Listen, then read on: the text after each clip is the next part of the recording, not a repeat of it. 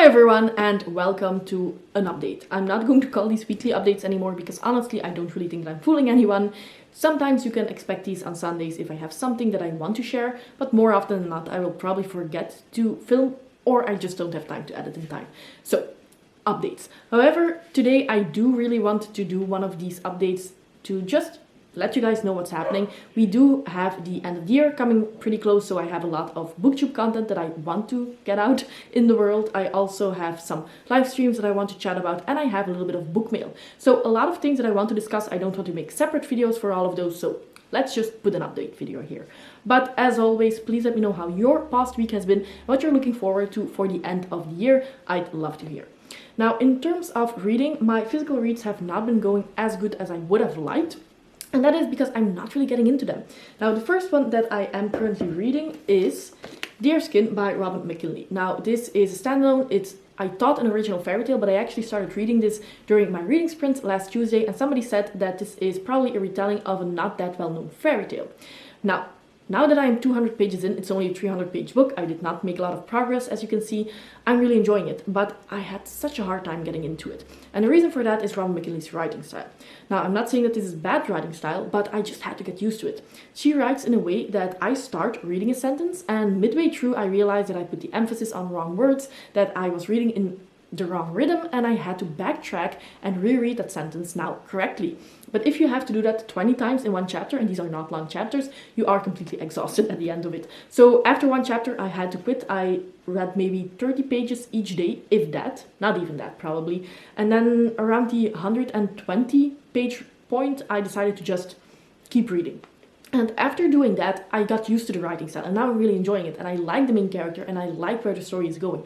So I think that this is one of those books that if you have similar complaints or problems as me, just push through and read a long chunk, big chunk, make your brain hurt, but then you're used to that writing style and you can actually appreciate it. But that's what I'm reading right now. Because I'm now into the story, I do think that I will be able to finish it today, which is just 100 pages left. The weather is quite awful. The dogs are looking at me like, we're not going walking, right? It's raining. We don't want that. So I cannot really do anything else than read. This is happening. Now, the other book that I'm currently reading physically is Epilogues for Lost Gods. I'm reading that one on ebook. I don't have a physical copy yet. This is a conclusion for the Forgotten Runes duology by Cat Rector, and the first book is called The Goddess of Nothing at All. Now, I read that book last year, absolutely adored it. It's a Norse myth retelling from the point of Sigyn, who is one of the wives of Loki. Now, I enjoyed that. That was an emotional read. Sigyn is a pretty emotional woman as well. She is not the trickster, she is not an over-the-top character, and I could connect to her quite well. And during the events of that book, we also get introduced to Loki, and we have some of his POVs as well. And he is quite over the top. He is that trickster. And that is the character of Loki. That's the way that he's supposed to be. But because we saw it in small doses and because we also have Sigyn there, it was a nice balance. And I actually liked having that as an addition to the story. However, it's been a while since I read that book, so I've been out of the story. And now that I picked up the second one, the conclusion, it's from Loki's POV. Now, I'm only at the beginning, so I don't know if it's going to stay that way, but I can't really connect to that because it's not the character that I normally connect with. And that's why I'm having some difficulties getting into it. However, I don't know if I mentioned this already, but tomorrow I do have the day off, so that does mean that I will have a lot of time, and if I finish Deerskin today, I do want to make a lot of progress in Epilogues for Lost Gods tomorrow, because at the very least I want to let all of you know how the conclusion is. I hyped up The Goddess of Nothing at All quite a bit, so I do want to make sure that I also give you a little bit of insight of how I like that second one and the conclusion. So that will definitely be happening, and I do plan to finish both of those physical reads by the end of the month. Now, audiobook-wise, luckily I'm doing a lot better because I'm currently listening to Fool's Quest by Robin Hobb, which is the second book in the Fits in a Fool trilogy. Now, of course, I am loving it, and I have cried a couple of times. It's so emotional. I will definitely finish this one on Tuesday. Because I have the day off tomorrow, I will not be listening to an audiobook because I usually do that when I drive from or to work, but I only have 3 hours left in a 30+ hour audiobook, so Tuesday is the day that I will finish it. And I would actually, more than anything, want to start the third and final book in the realm of the Elderlings. However, I do have another book that I will have to listen to first that I'm also very excited for, and that is The Trouble with Peace by Joe Abercrombie. This is the second book in the Age of Madness trilogy. I am doing a read-along for this trilogy together with Jose and Raf, and we finally have a date for the discussion, spoiler-filled discussion, of the second book. That will be the 11th of December, 8 p.m. Central European Time. So if I start this at the end of November, I have more than 10 days to finish this audiobook, which will give me more than enough time to finish it in time. So yes, very much looking forward to this. I really enjoyed A Little Hatred. I think that together with Red Country, that is so far my favorite book of the entire First Law series. So very high hopes for The Trouble with Peace. Now, as I said, my physical reads will probably also be finished by the end of the month, and then I will have to pick some other physical reads. And because I am in the holiday winter atmosphere, I decided to go with 2 wintry fantasy books and then also make a vlog out of those. The first one is The Witch and the Tsar by Alessia Gilmore. This was an anticipated release for me. It came out at the end of December. It's an historical fantasy standalone that focuses on Baba Yaga. Now, it says at the back, I think, that if you are a fan of the Winter Night trilogy by Catherine Arden, this has the same vibes, and the Winter Night trilogy is one of my favorite series of all time. So I was very excited for this one, but somehow I just didn't really prioritize it. So now that it is a more wintry atmosphere, I think that it's a perfect time to give this one a chance. And then the other book that I will read for that themed vlog is actually one of my book mail. So let's start the haul section right here. And that is Winter Rose by Patricia A. McKillop. Now, I had a Patricia A. McKillop book on my end of the year TBR. However, that was very autumnal, and that's fine. But like I said, I'm now more in a wintry vibe. So I decided to get this one. It was pretty cheap as well. And just replace the autumnal Patricia A. McKillop fairy tale with this one.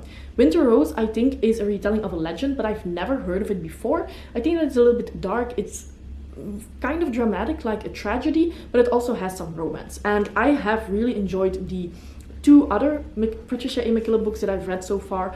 So I think that this one will be nice as well. I'm a big lover of fairy tales. She writes a lot of modern and original fairy tales. So yes, one that I will try for sure. Now, the other books that I bought, it's a small book haul, but that is a trilogy. And this is one that I will be starting at the beginning of 2023. That's the Broken Earth trilogy by N.K. Jemisin. Now, I definitely blame my Discord for this, because a lot of people were absolutely raving about this trilogy, but also N.K. Jemisin in general, that she is a modern fantasy author that you just need to try, because she's one of the best that's currently working. So, of course. Now, I was going back and forth for the longest time if I was just going to buy the first book and then see how I like it, because after I've been burned a couple of times with buying an entire series and then DNFing the first book, I usually only buy the first book to be on the safe side. However, this entire trilogy was only 20 euros. It dropped down in price and I decided that that was a sign. So I bought it, and now I'm very, very curious to see what it's all about. And I will probably start the first one in January, or at least it will be on my winter TBR, yes. I think January, February, March, that's my winter TBR. We will have the first book, which is the 5th season. And then the last book that I bought, this was actually also an anticipated release, and that is Heart of the Sun Warrior by Sulinta. This is the conclusion of the Celestial Kingdom duology. The first book also came out this year, earlier this year, Daughter of the Moon Goddess. I really like that if you have a duology, that the first and the second book comes out pretty quickly, one after another. The same thing happened with River Enchanted, where the second and final book is coming out in December, so big fan. However, this one, Daughter of the Moon Goddess, I absolutely adored. It is definitely younger, it's very cozy, it's very heartwarming and just cute. And I really enjoyed that one. I listened to it on audiobook, so I'm probably going to try to do the same for this one. Now, for now, the audiobook section for the end of the year is pretty packed, but this is a shorter book, and I think that the first one was maybe 12 hours on audiobook. I hope that this one will be similar so that I can squeeze it into my audiobook TBR in between some very heavy hitting books. I think that this one will be perfect. But yes, absolutely beautiful, and happy that I picked that one up. Now, in terms of the channel, so what happened last week? As I already mentioned, we had those reading sprints, and I do hope to do those weekly, but let's be real here, I also want to do weekly uploads and weekly updates, and that doesn't really happen, so we will see what happens to the sprints. But we had one last week, really enjoyed those. I was having some audio issues. I was sounding like an angry robot, I think was mentioned a couple of times, so hopefully this will be improved by the next reading sprints, which will be happening Tuesday evenings as well, so within 2 days, because I don't really know what happens. When I have live streams, I usually don't really have a problem with audio, so I have looked up a couple of things. Steve and some other nice booktubers have given me some recommendations what I can do with settings to hopefully not have that problem, but because it was only there half of the time, it's very difficult to test, because when I'm testing now, I don't have an issue. But it could be that the issue is resolved. It could also be that that's just the half of the time that was fine anyway. So we will see during the reading sprints on Tuesdays if I finally figured it out. And otherwise, well, Angry Robot is going to be back. But very much looking forward to those reading sprints. So I had those on the channel. Then on Wednesday, I talked about the very popular fantasy series that I just could not continue and that I DNF'd. Now, I don't really like to be negative on the channel, but I've said this a couple of times. I find it very important if I am honest about what I like and what I don't like. Because I hope that the majority of you are here because they like the way that I talk about books, they like the vibe, you could say. But I also think that most of you are here because you want to see some recommendations, because you think that you know my reading taste, maybe it's similar to yours, and so if I like something, you write it down as a book that you will like. Books cost money, books are quite expensive, and it's also time-wise something that you put a lot of effort in. So I don't want to lie or hide things. If I don't like a series, that will also give you new information on, okay, that's her reading taste. So if she doesn't like a book because it's fast-paced, but I like writing a book because it's fast-paced, then maybe I can take a DNF from her as a recommendation for me. So I like to be honest and transparent because that helps you make a decision of buying a book or spending time while reading a book. So even though I don't like to be a negative Nancy, I did make that video. I actually had a lot of fun going through that list because I had DNF'd some series that I completely forgot, to be honest. Like Magician by Feist, I almost forgot that I tried that book. But I also wanted to put out a more positive video. So yesterday I put out a video of 5 potential all-time favorite fantasy series. So those are fantasy series that I've started, I have not yet completed, so they cannot be on my all-time favorite series of all time list. Wow, on my top 10 all-time favorite fantasy series list, because there I only put series that I have completed, or at least I've read all of the books that are published, but they have the potential. I'm very excited for them. I will finish them next year, and then we will see. They might change my top 10 list, and I'm very curious to see what happens then and how everything will change. So that came out last week. For next week, it's a little bit difficult to make any promises because at work, I've complained enough about work. Don't worry, I'm not going to complain again, but it's very hectic. My manuscript, my first manuscript, is probably going to be sent out to the publisher next week. That's very exciting, but that also means that last minute there can be a lot of work. We also have some deadlines that we need to get or need to make before the end of the year, and usually not everybody is very good at, sticking to the schedule. So sometimes last minute something happens and you need to do it, and well, it's too bad, but you need to do it. So my plan is to have a video up on Wednesday and Saturday and to have those reading sprints on Tuesdays, but everything can happen. However, if everything happens according to plan, then on Wednesdays I want to have a TBR uploaded. Now, as you guys know, I do seasonal TBRs, I don't do monthly TBRs, but I do like making lists. So I do have a couple of TBRs. I have a Grimdark TBR, I have a Fairy Tale TBR, and I have a Retellings TBR. So those are folklore retellings, myth retellings, stuff like that, not fairy tales. That's the separate TBR. However, I do have those 3. So please let me know in the comments down below which one of those you would like to see most of all, and then that is the one that I will upload on Wednesdays. And I hope to have some more themed TBRs or genre TBRs out throughout the year. It doesn't need to be every month, so we don't know, but just share a list whenever I have time. So let me know which one you want to see on Wednesdays. Then of course Saturday, it's the end of November. I will then have my wrap up for that month. And then on Sunday, well, we don't know. Hopefully weekly updates, but as I said, I'm not entirely sure. Now, in terms of live streams, the only one that I have for next week is the one on my channel, but the week after that, I will be back on the Friday Conversation by Steve. Now, that's everything book related. I do want to share something about board games if you're interested, because yesterday I actually played some board games with friends of mine. The first one that I played was Decrypto. This is a party game. It's pretty easy to understand, but it is with words. So if you like guessing, if you like code names, it's a very similar party game. This one is miles better. Basically, you have 2 teams and you have one person who needs to give clues to their team members, and they need to be obvious enough that the team members know what they're trying to convey and that they can crack the code, but not too obvious because the other team is listening as well. And if it's too obvious and they can intercept your code, they win. So I really, really enjoy this. It's one where the first rounds are pretty easy, but after you have multiple clues, it gets a little bit difficult to have clues that are obvious for your teammates, but not for the opposite team. So one that I always enjoy, and I bring it out quite a bit of times because it is an easy game to grasp, and every time people are almost surprised by how much they like this, even people who don't like board games.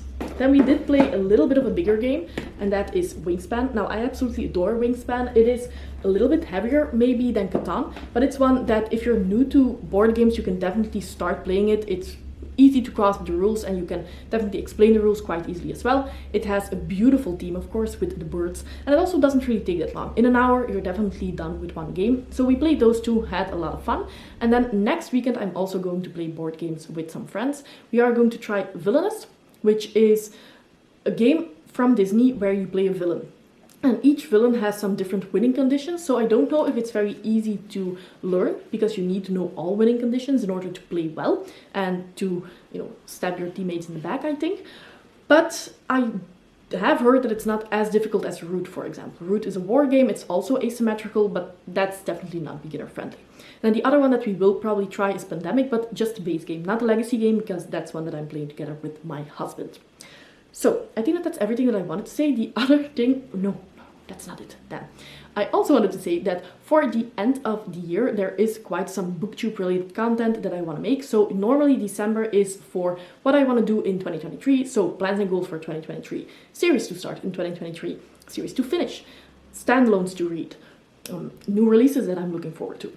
All of those types of videos. And then for January, I normally have looking at the year in review. So looking at 2023, the best 2022, the best books that came out, so my top 10, the worst books, the DNFs, the new releases that I have read, ranked from worst to best, stuff like that. So definitely let me know if you have some things that you want to see, if you have some suggestions, because sometimes I don't think of things and then you do. I think, why didn't I think of that? Because that's a great idea. So definitely let me know what you want to see for December and for January as well. And also for the end of the year, I'm very much looking forward to our Secret Santa. So it is too late to join, but on my Discord and also on Steve's forum, we have some Secret Santas going on where we buy our buddy a book, and of course we get a book in return. So towards the holidays, I am very much looking forward to opening my presents and seeing what my two Secret Santas got me. So that's everything that I wanted to talk about for this week.